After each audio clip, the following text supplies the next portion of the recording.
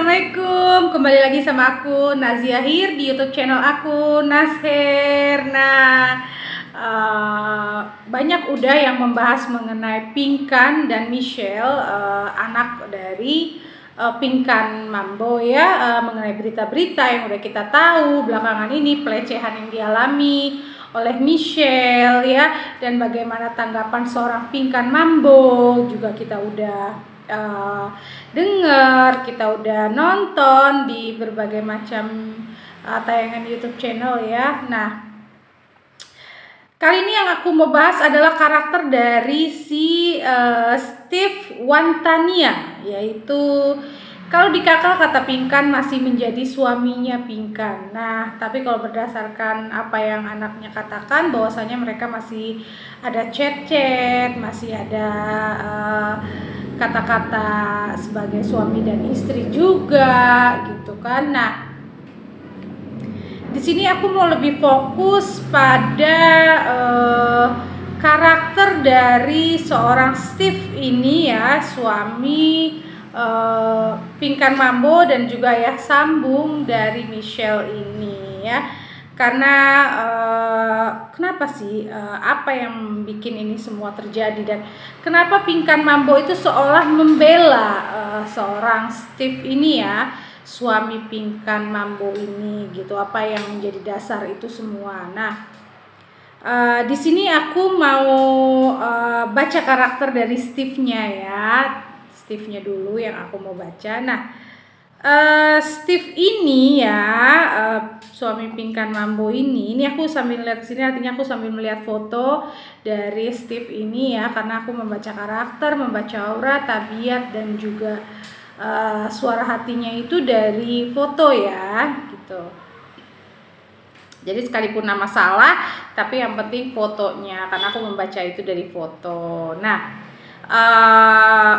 selama ini kan kita tanya-tanya, kenapa sih kok Pinkan bisa banget gitu membela suaminya gitu, seolah membela suami sampai seperti itu gitu. Nah, gini, di sini memang ya dilihat bahwa si Steve ini pinter banget ya nge-treat seorang Pinkan Mambo, meyakini Pinkan Mambo, dan dia tuh bisa banget gitu ngambil hati dari Pinkan Mambo.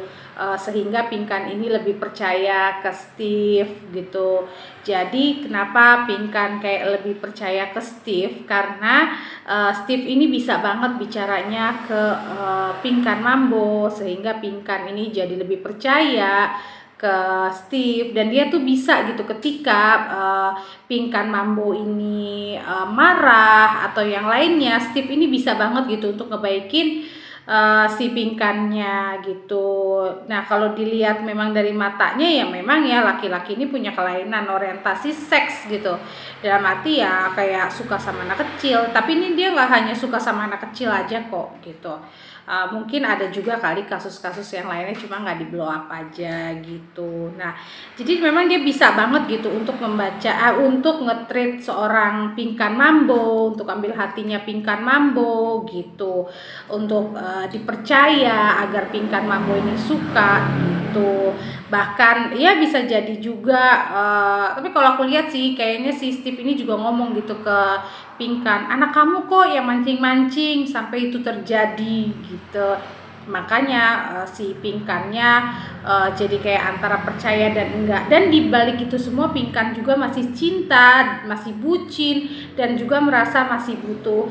Cuma inget ya, sebagai seorang ibu ya, walaupun dia suami kita, tapi kan kita melahirkan anak ya, kita gitu yang lahirin gitu. Apalagi kan Pinkan kan selama ini ngakunya kan dia ibu yang hebat, dia yang biayai anak-anaknya dan sebagainya. Nah, seharusnya kan di situ kan seorang Pinkan itu udah gimana ya, begitu mendengar anaknya dilecehkan, ya suami ke orang tua sendiri bahkan pasti tentunya harusnya ada action, ada marah, ada emosi, ada yang sebagainya gitu. Bukan justru ngomong ke Steve, kamu jangan keluar ya, nanti kalau keluar aku blow up lo gini. Nah, itu kan justru ngaco gitu loh, itu justru aneh dari Pinkan gitu kan. Nah, jadi di antara bucinnya ini dan juga di antara dia juga bisa nge-treat si Pinkan inilah yang membuat si Pinkan ini maju mundur. Terlebih Pinkan merasa saya juga punya anak 3 dari dia, nanti anak-anak saya yang 3 ini akan kekurangan kasih sayang.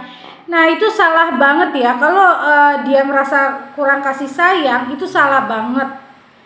Tetap aja bisa didapetin, entah itu ketemu di mana, entah gimana gitu. Jadi Pinkan itu disalahnya di situ. Dan ya saya melihat Pinkan di podcastnya Feni Rose ya, saya sedikit mau membaca Pinkan di situ ya.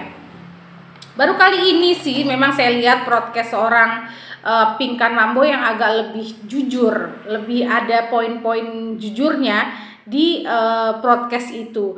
Kayak seperti yang dia bilang, Michelle inilah yang membantu menjaga anak-anaknya Pinkan dan Steve. Dia baik, anak baik. Nah itu benar, di situ ucapan seorang Pinkan itu ada benarnya itu di situ ya. Tapi kalau untuk kasih sayang sebenarnya kelihatan banget Pinkan ini sayang. Cuma salahnya Pinkan adalah dia tidak bisa melindungi anaknya, memproteksi anaknya gitu. Nah itu kesalahan besar.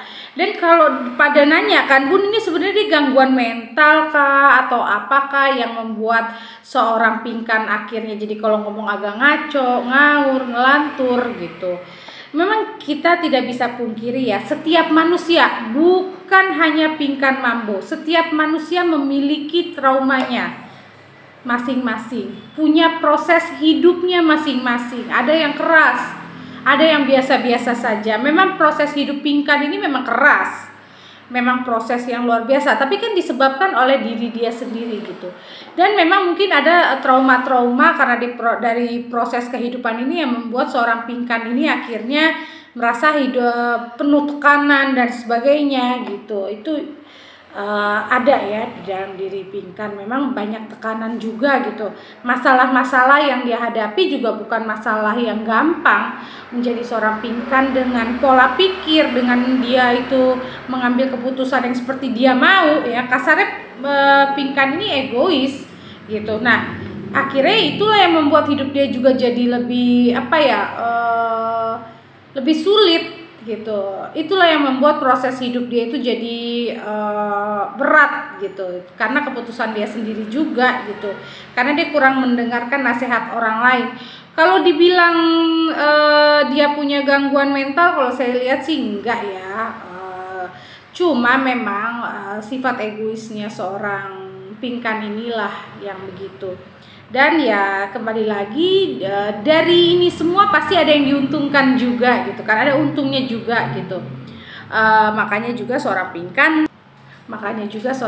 mau hadir ke podcast gitu ya, karena ada saling menguntungkannya ini juga lah yang tidak membuat rugi seorang Pinkan gitu untuk speak up gitu. Nah kembali lagi ke Steve ini ya, memang dia ini laki-laki yang manipulatif banget gitu, bisa berbohong, pandai berbohong gitu. Steve ini bisa banget dia itu membuat opini dia sendiri, meyakinkan orang lain.